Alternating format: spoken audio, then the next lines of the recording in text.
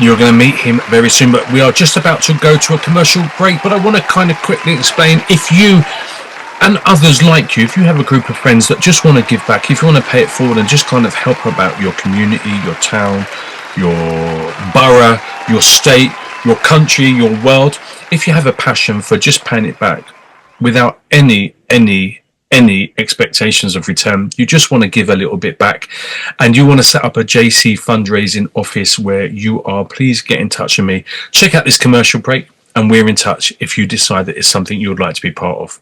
This is the Jaden Show commercial break.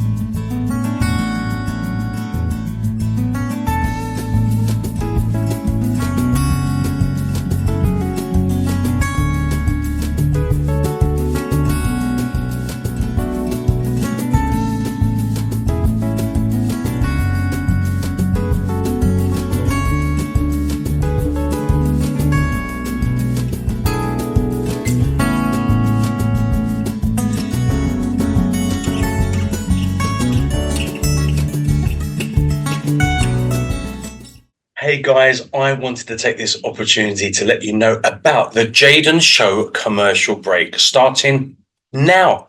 This is amazing news because now every single week you have a couple of minutes to be able to advertise something you want to advertise. So if you have a business, if you have an event coming up, if you have a new album, art gallery, or anything you want to particularly advertise on the show, this is your chance to do it.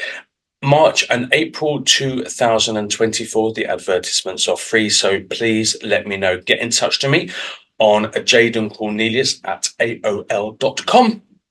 It will be wonderful to hear from you.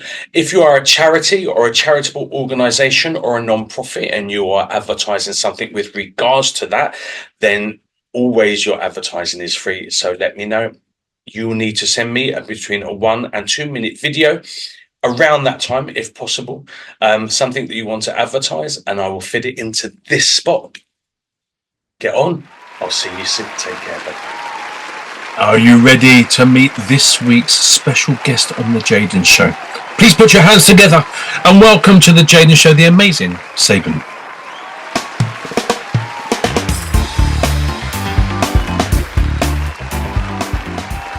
Sabin, welcome to the Jaden Show. How are you, young man?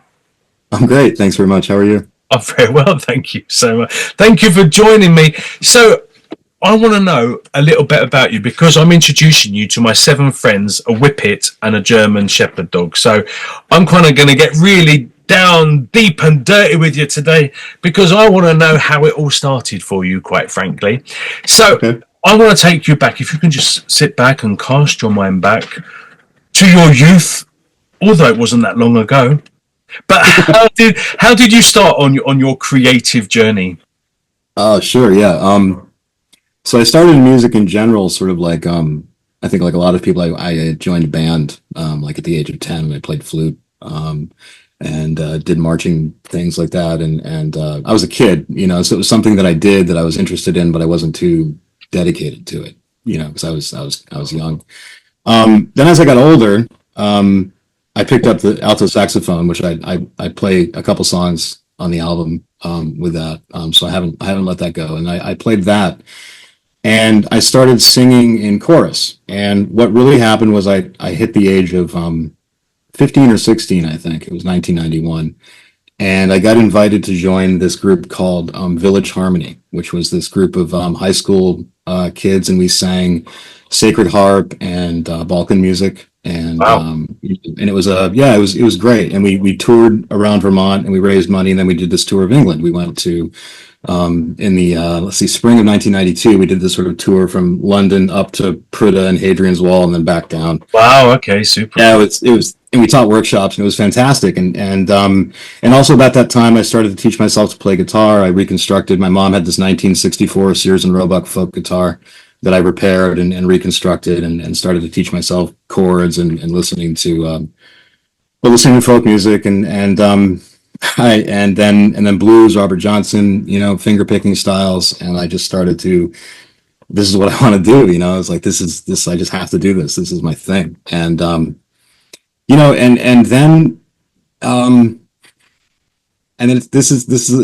it's bizarre. I got to be college age, and I had essentially a complete personality shift around 1994. I forgot I was a musician. I forgot that I did music. I forgot that I was creative. And I spent 28 years in the corporate world until about 2020 or so, when my partner and I started to examine our lives and started to try to wake up. And then I just started to get back into music again at the very end of 2023. I did my first real song. And then the beginning of 2024, I did 3 EPs, and the album that I released at the end of December, or at the beginning of December at the end of last year. So there's a huge gap where I wasn't doing any music at all. So I started off in this space where I was really creative and composing. I was writing a song every other day or every day, and then lost myself to some sort of I don't know, mental health, young man at the age of 19 and 20. It just hit me, and sort of spiraled away. And I've been trying to And the last 4 years have been about me recovering myself from that, really. But it does sound like you're making up for lost time, quite frankly. That's a lot of work in 4 years. Yeah, no, it was a tremendous amount of work. It surprised me actually when I think it's quite common when people kind of get into that the whole regular life, the matrix kind of shit. That yeah, you know, then all spirituality, creativity, passion seems to be kind of quite heavily suppressed and subdued, and you know, absolutely, just making money and doing what you need to do just seems to take over. Yeah, it did. So I'm grateful for the second chance, to be honest. You know, so I'm relearning things that I learned before and picking up new stuff and just trying to find my way forward from here. How has your vibe changed over the years? You know, like from when you were kind of really into it before kind of regular life kicked in, you know, what's your vibe now? Is it more, I don't know, is it more of a release? Is it more of a feeling? I mean, like, how do you compare the Sabin before and the Sabin now? Oh, okay. So it's really similar, actually. It's a drive. It's a kind of, I have to do this. You know, there's no, music to me is something that it's always been the most difficult thing for me to do, but the thing that I've always had to do. Yeah. And so there's this, that like it's just it's like a dedication, you know, for me, and I think it is for people who are really into it. It feels that way. So when I was younger, it was a lot of curiosity and a lot of like, I can totally figure this out, you know, and drive. Now that I'm older and I've had that 28 years of corporate life, there's some what do you call it? Imposter syndrome. It's like, you know, and I'm beating those questions, and now I'm trying to reclaim that, you know, I'm curious, and I can figure this out and I can move forward. So the drive is the same. It's just it's bizarre because you know, it's like it's the same energy. I'm just 30 years older. You know, so there's a real sort of there was a bit of a shock to that when I first noticed, and now I'm getting used to it. It's fine. It's becoming better. I still get frequently shocked by, you know, I hadn't recorded a music video for like 25 years. From, you know, in the 90s when I was doing pop and stuff like that and becoming quite well known, and then you know, a matter of a few years ago, and I recorded a video, and in that moment I was that 23-year-old slim blonde haired pretty boy dancing around in the sea in Mexico, and then I looked at the footage back and was like, what the fuck is my father doing in that video? Like, how did that happen? Yeah like, there's a I'm no I that's awesome, man. You know, I was checking out some of your stuff, and I think it's great. I think this reclamation of self and this using music to get back there has been a huge theme for my partner and I, and she's the one who really brought me along onto this path, and was like, you know, she remembered me because we've known each other for, you know, 30 years since we were kids in high school, and so she's like, no man, I remember who you were, and we're gonna make this work. And you need to get yourself back. Yeah, and she really held on, and I owe a lot to her, you know, to be honest. Like, I wouldn't be here on my own by any means. Wow, mate. So this is So anyway, I don't want to get too maudlin, but it's been a long journey, and I'm open about it, and I need to be. It's part of my process. You know? It's that age-old saying, "What's meant for you won't pass by you." Right? Sometimes, I mean, like for me, I was desperately insecure, the worst self-esteem, really desperately shy. I couldn't even get on a public transport until I was 20 because couldn't walk on in front of people. Wow. You know, and I've done so many shows since then, and I don't know how I've done it because I still have traces of that teenage kid that still feels that.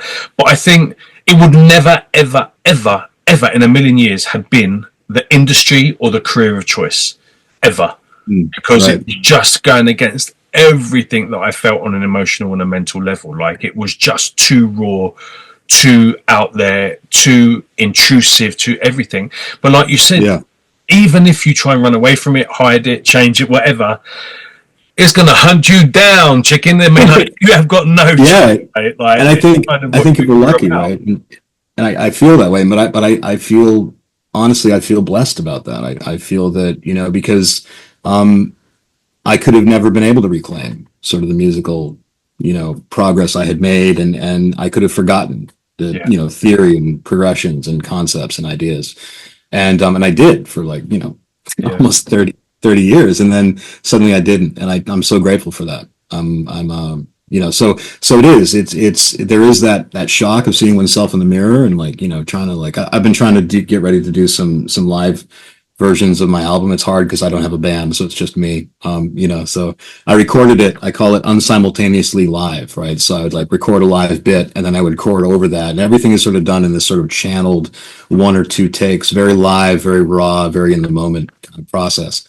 So to try to duplicate that by myself, like at an open mic or at a coffee house, is tricky. But It's I'm really working on it. difficult. Yeah. Yeah, so I'm working on arranging some acoustic versions of a few songs and trying to at least try to get back out there. But yeah. Oh, amazing, mate, amazing. How about your listening influences? Like who you've named a couple of Yeah. that were kind of going around you at the time.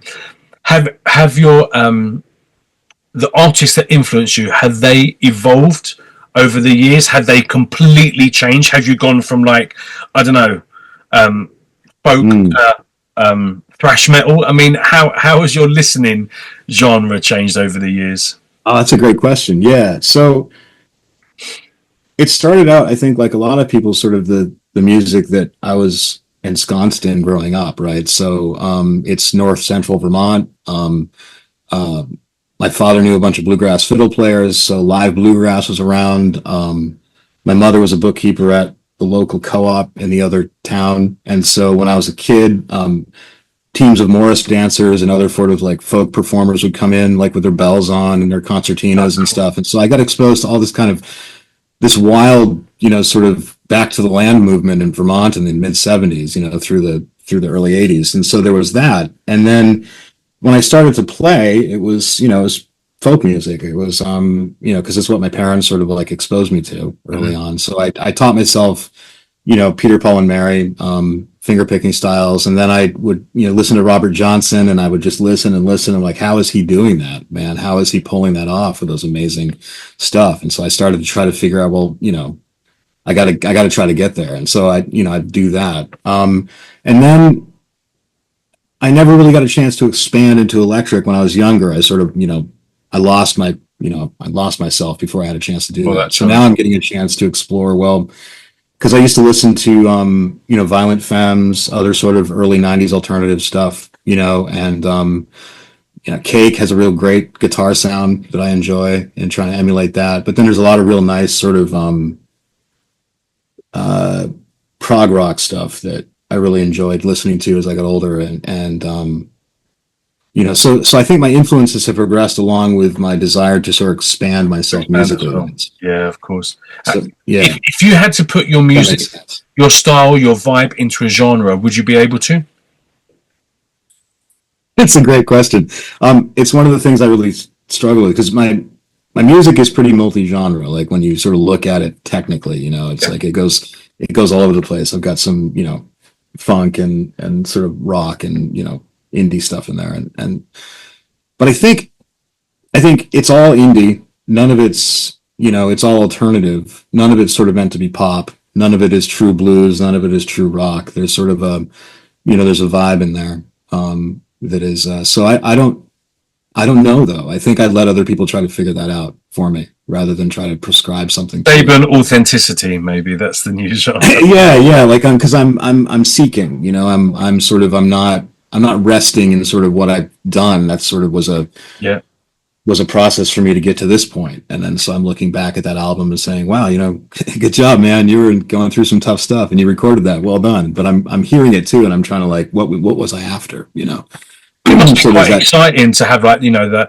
experience and the knowledge that you had, but like you said about with this second chance, you almost just wipe the fresh the slate clean, and you're coming back with more experience, more life episodes to drain, to use to drain on with your writing and your feelings and putting you into the music. So it must be really quite an exciting time to come back fresh with everything you've learned in those last 28, 30 years, right?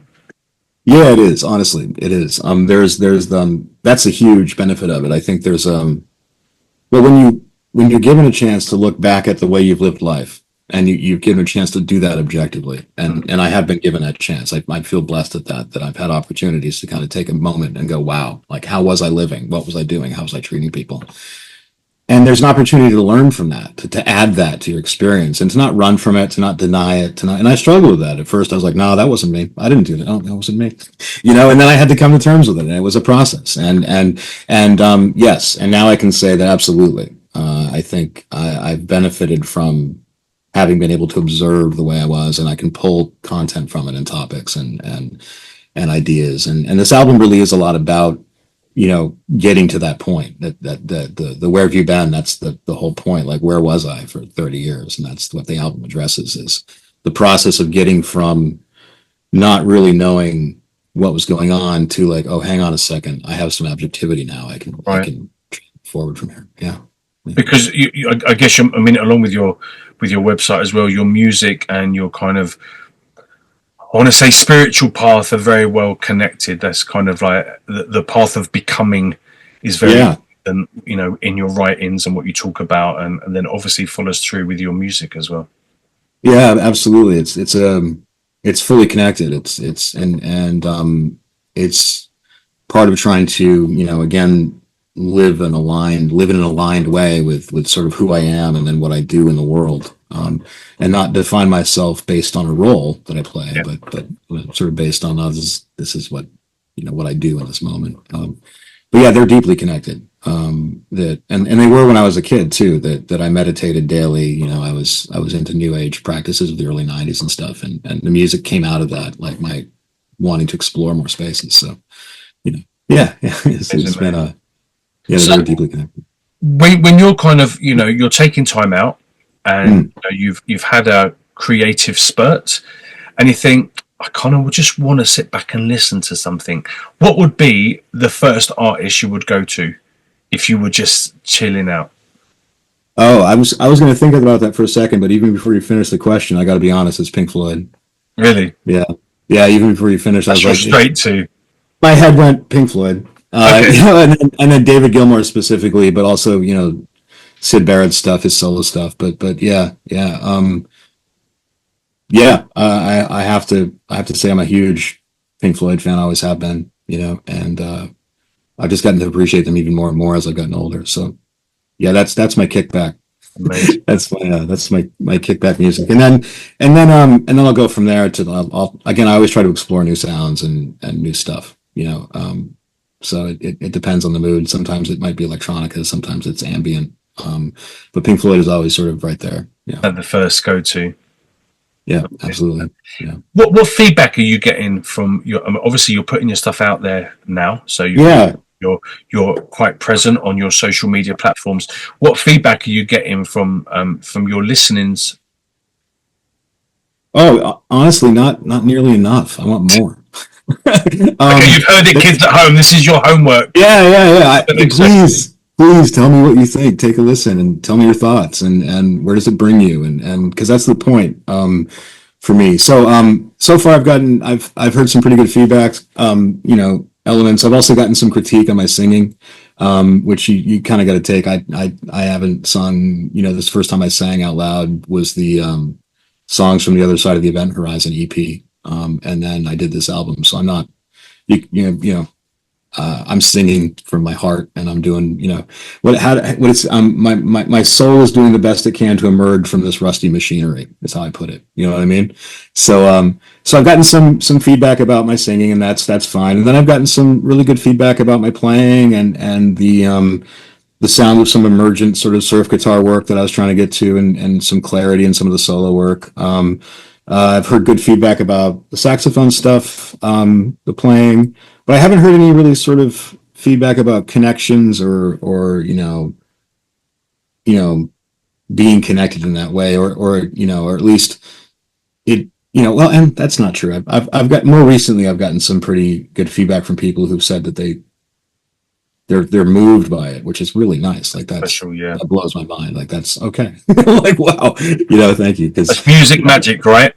Right. Yeah. So, but I'm always, I want to hear more. I want to know, people's experience with it and their experiences with music in general. And that's sort of a big goal for me, to try to create musical experiences. Amazing, man. Well, not there yet, so hopefully they will start giving a little bit more feedback. What's going on for Sabin at the moment? So it's hard to tell. So it's a daily. I talk about it. I try to write every few days on my website. I try to post about sort of what I'm doing. really right now, I'm exploring sounds like, trying to find a good guitar tone that I can work with creatively. The album was done. I couldn't afford an amp, so everything was jacked directly into a Scarlett Focusrite, and then right into Logic Pro and an old laptop. So everything, all the guitar work is, I was only hearing like the plucky strings of the guitar because I couldn't even hear, Oh, okay. because it wasn't even fast enough to hear the actual tone. And then I would go in and like, but what I did is I had a consistent amp. So I set up a consistent sort of amp emulation, and then sort of got a sort of consistent bass sound. So that's a secret, that's so it's all played, but it's I didn't have them. I didn't have the amp. So, but now I have an amp. I was able to get one.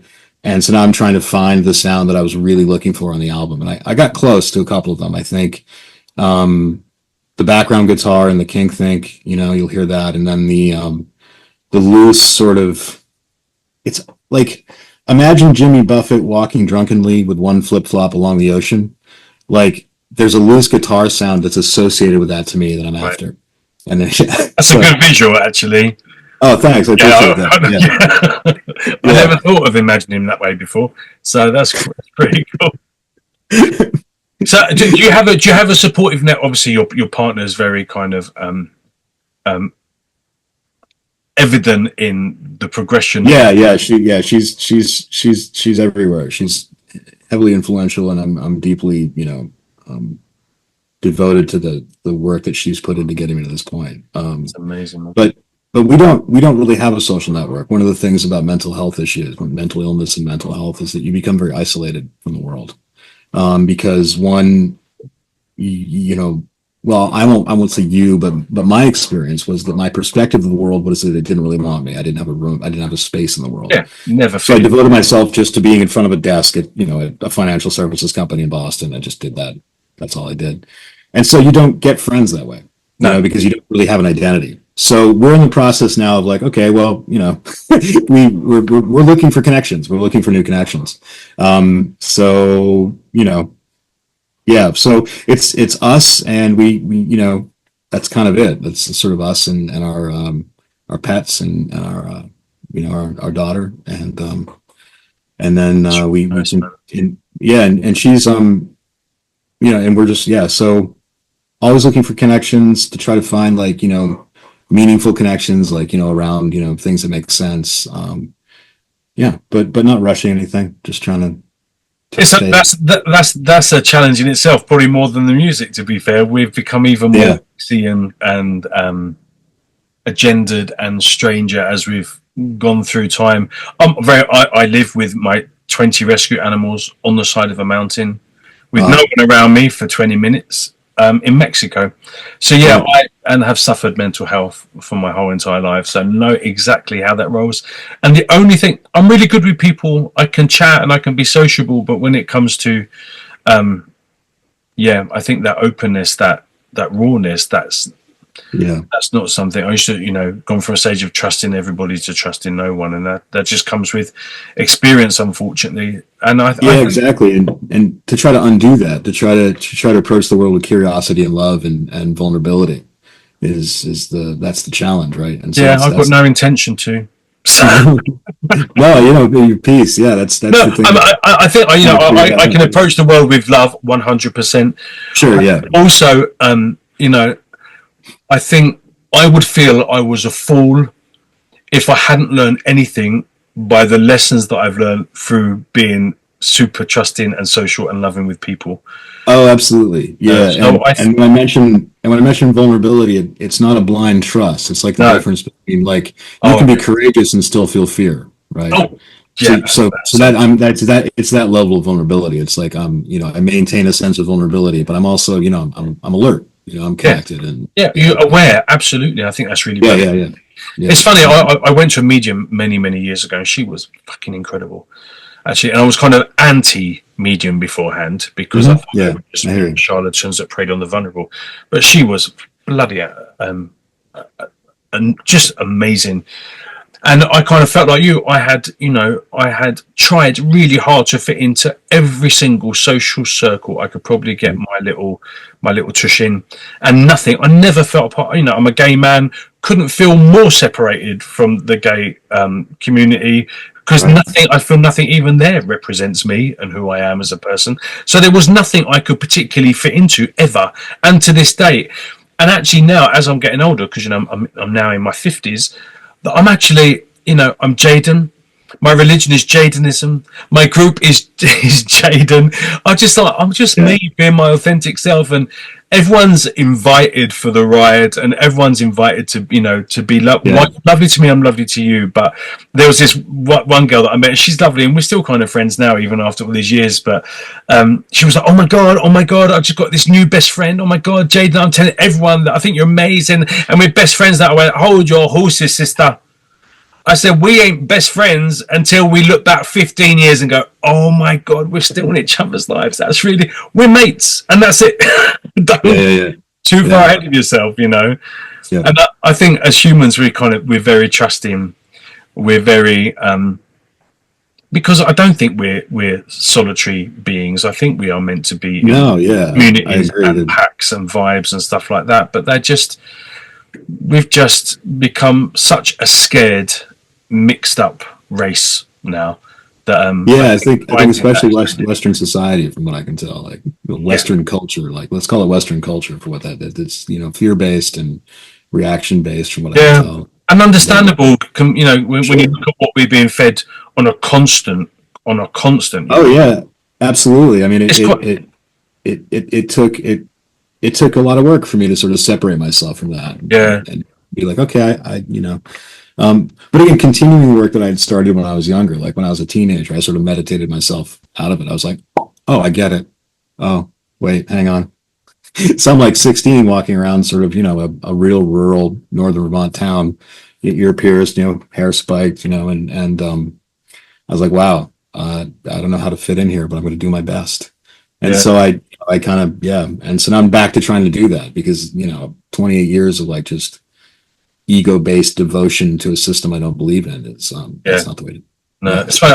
I live in at the moment. I'm living in between two indigenous communities in the Mm, very south of Mexico that don't even speak Spanish. I mean, they're still using their native indigenous language here. yeah, I got you. And it's Yeah. amazing because there is no. I mean, apart from the fact that I'm the only white boy for kilometers and kilometers, Right, right. it's really interesting.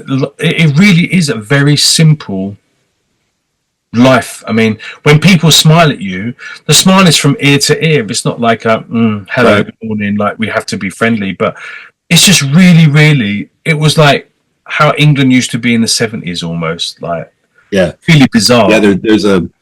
I noticed that because when I was working on my, I was trying to go for a PhD and I had to, at the same time I lost my job in 2023 for mental health issues, I also had to leave the PhD program. So I got as far, but I didn't finish my dissertation. So what is that? ABD, I guess. I did all the coursework, but I was looking at sort of this inheritance of systems and culture, and I had first, sort of talked about it when, my partner and I went down to, to the Amazon to work with Shipibo with ayahuasca. We were able to go Yeah, down there and yeah, in 2021, I think it was. And yeah, the Shipibo indigenous perspective is so foreign to a Western guilt, yeah, fear-based perspective. There's none of that. It's it's this it's not pure and simple, and it's not blank. It's pure. It's absolutely alert and aware to all the things that humans can go through. yeah, But there's this beautiful embracing of that process, yeah. you know, without sort of the weight that I learned from my society. You know what I mean? So I yeah, that's awesome that you get to live in that sort of that space. Yeah. That's a good space No, to be. it's not Yeah. always easy, but I feel that I'm way more connected now than what I've been in years and years and years. Yeah. Yeah. To everything, by tradition, I'm kind of, I say, my religion is Jainism. I say I'm an eclectic witch. So, like, my Gotcha. traditions have been kind of old craft and Wicca and stuff like that. I come from a very, Pentecostal Church of England background. You know, my spiritual path was kind of witchcraft, paganism, and then Yeah. Hinduism has kind of floated in, and shamanic stuff and Native American stuff. So I wouldn't even say I'm new age, because everything I've been reading is older than bloody Christianity. So Yeah, that's the funny thing about New Age, right? Like that was the word like in the late 80s and early 90s that we grew up with, like New Age. It was really just a reestablishment of things that had been around forever. yeah, And and now it's actually become a new. It's almost become a spiritual cult, like a lot of the religions. It's like you have to wear this, you have to do that, you can't do this. It's like yeah, there's a prescriptive nature to it. So now I've just become yeah, yeah. I guess nature is my church, which has probably been said by hundreds of people. I think I think that's the way to go, man. And I don't try and fit in, mate. This is the biggest thing I've learned in my 50 years. I don't give a shit anymore. Like, I really try to be the best Jaden I can possibly be, and the nicest. I struggle sometimes because, because of experiences. Sometimes you see things with the fear of the experience, as opposed to, I'm sure someone will probably try and cheat me out of money before they would ever give me money. And I've actually been really, really shocked when someone hasn't accepted a tip, or I overpaid them, and for the first time in a decade, they gave me that money back. Yeah. It's just like, Oh, I really need to stop judging. And my point now is I'm trying to be a better version of me, and whatever philosophies that fit in, whatever human, cross sections that fit in, then that's cool, man. But I'm doing Jaden. I think that's the way to go. That I've had to learn compassion. I've had to learn sort of patience and trying to own my triggers. And it's all part of recovering from mental health. Mental illness is like you have to learn about the stuff. Okay, hang on, that's on me. Sorry, or that kind of thing. So it's compassion and love were the things for me that I really had to learn, like what those two things mean and how to be in those ways in the world. And I'm still working at it, but do you think, right? It's just really came to me as you've been speaking. I've always said I've suffered with mental health for my whole life, really. And I'm just kind of thinking now, do you think we actually have mental health, or we just have health in a particularly mental environment? Yeah, I don't know, right? I do think that some people have a way of processing the information delivered to them that is different than how other people process. And it makes perception of this shared, let's call it a dream, out in the world more difficult. Yeah. And that's been my struggle to understand the difference between sort of what's really happening and then sort of, my perceptions of what's really happening. I'm just wondering if that dream that we're meant to be kind of working towards is actually the reason it is there is to fuck everyone up. Maybe. Yeah, that's a great question. It's something my wife actually works on those puzzles. Like she's very into trying to process what all of this means. Yeah. Yeah. And I'm not I'm still sort of emerging from the bubble I'd trapped myself in, so I'm not quite there to question what it means yet, but I'm I know that I want to decorate time in a beautiful way. So that's why I'm doing music. Yeah. I think time is the most precious commodity we have. It seems to be the thing we can't ever get back. So along with the idea, my response to the idea of there's no such thing as attachment is to create music so I can at least maybe decorate time, while experiencing it, Perfect way of doing that. Perfect way. Yeah. Thanks. So are you working on new EPs, new material? What are your future plans? What is from today onwards happening for Sabin? Yeah. So the broad plan is to get myself back to the point where I can perform the stuff that I'm writing. I don't want to be just sort of a studio musician. I want to be out in the world and interact with people. So that's the goal. There's always there's always new material. I post my SoundCloud account is for my draft and working files. So I usually have a post there once every other week of something I'm working on, some sort of direction. And then there's a lot of mucking about in this room here. This is this sort of backspace. This is actually the bedroom I was in as a childhood. I still live in my childhood home. That's So I've amazing. converted it to the music room. And so there's a lot of like messing around in here and trying to find space and sound. I write lyrics and, you know, I just try to stay open to any kind of messages really. And that's kind of it. Like I don't have a schedule so much. You know, I have the bullet points of the things that I want to try to accomplish, and I hold those out in front of me as a North Star and do that. But there's a lot of a lot of creative work though. Like I don't ever stop. Like it's always sort of something happening in here, some sort of tune or lyric or something that, Nice, you know. mate.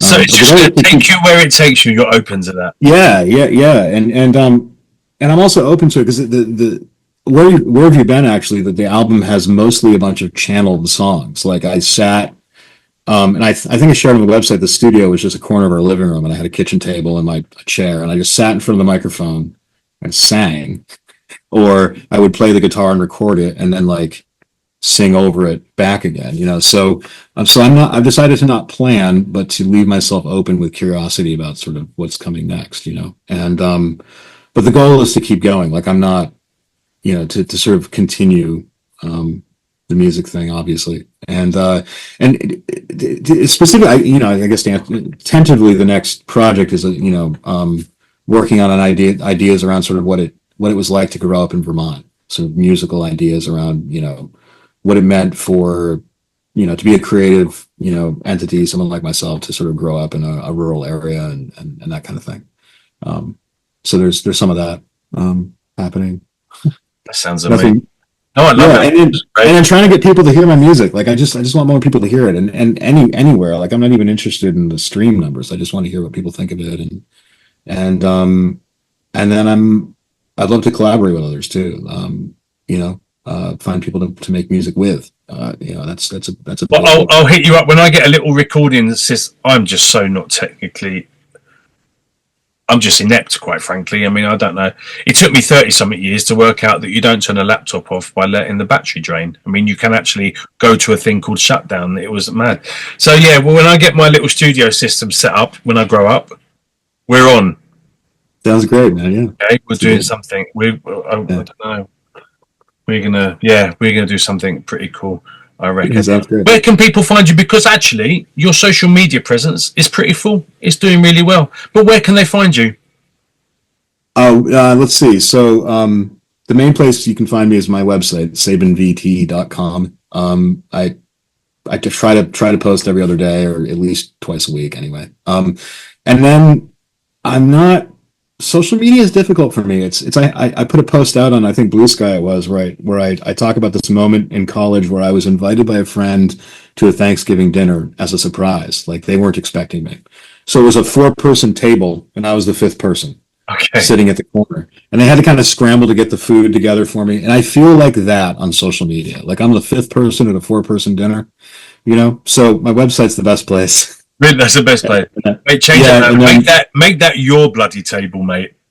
Yeah. That's, and I used to do that a lot. And then when Facebook hit the market, I kind of like, I tried it, like when whole social media thing in the early aughts, right? It sort of really took off and it was like, I just felt a little out of place. So my website, and then I try to, you know, and then I'm on Instagram and I'm on, you know, Threads and Blue Sky and Facebook, and I linger and poke and support and chat and stuff. So I'm there. I definitely, you know, I'm there, but yeah. Amazing, mate. Well, I wish you untold blessings for the continuation of your journey.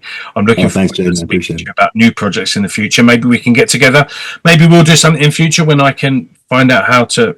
I've got to build a house first, quite frankly. So, you know, you know, food, shelter, fuel, clothing, music. I get it. That's once I've done that, but you know, music's part of that, and I'm still able to do this at the moment, which is great. But music will come. But you know, when you get your new projects, new EPs or whatever, touch base. Let's put out another little Jaden show shout out. What's going on, that would be amazing. People at home, you've met him, you love him, go and bloody support him. What else are you doing? You don't need to finish that cheese sandwich. Get onto the internet. Go. You would have seen throughout the whole of this interview links underneath this chat where you can go and support and show love to this young man. So I suggest you do it before you have finished your Sunday evening. Sabin, thank you so much. I really appreciate your time. And we are in contact, senor. Yeah, absolutely. Thank you so much. I really appreciate it. This is fantastic. Cheers, buddy. I It's a wish. great conversation. I love your show. I've been watching it. It's awesome. Oh, So cheers. I really appreciate it. That's you and me, Mum, now. yeah, I wish you the most. Seriously, really. Blessings. I wish it as well. So for all of Thank you. us, it'll be great. You take care, my friend. See you All later. right, you too. See you. Bye-bye. What a super guy. I really hope you go and show that brother some love and support by checking out, following, subscribing, commenting, sharing his social media platforms, and definitely go and check out and spend some time on his.com site as well. That would be really, really cool. Sabin, thank you so much for taking time to join me this Sunday. Lovely people, the audience at home, thank you so much for allowing us into your space this Sunday as well. I hope you've enjoyed this show. I hope you've enjoyed meeting Sabin, and I hope you come back to meet another equally wonderful person next week on the Jaden Show. Now, I'm going to leave you with a little bit more music. It's called That's All That Matters to Me. Please stay in touch. Come and check me out. Please, I want to read all your comments on the end of this show, and I want to see you again on my other social media platforms as well. Send you biggest love. Subscribe, share, comment, like, and I will see you next Sunday on the Jaden Show. And this is All That Matters to Me by Sabin. Bye-bye.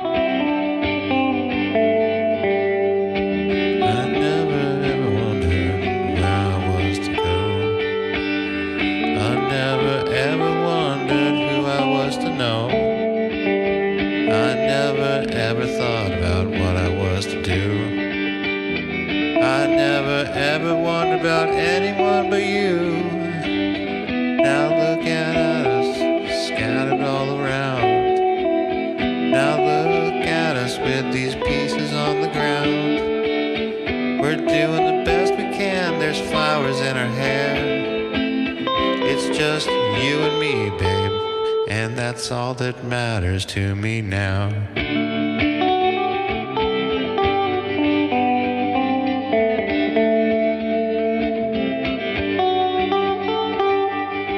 Now I don't wonder who I am to know. Now I don't wonder where I am to go.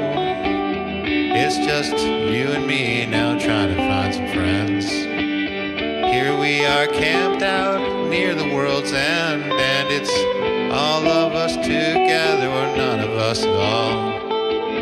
All of us together trying to camp along the wall. All of us together or it's none of us at all. You and me, babe, trying to figure it out as best we can.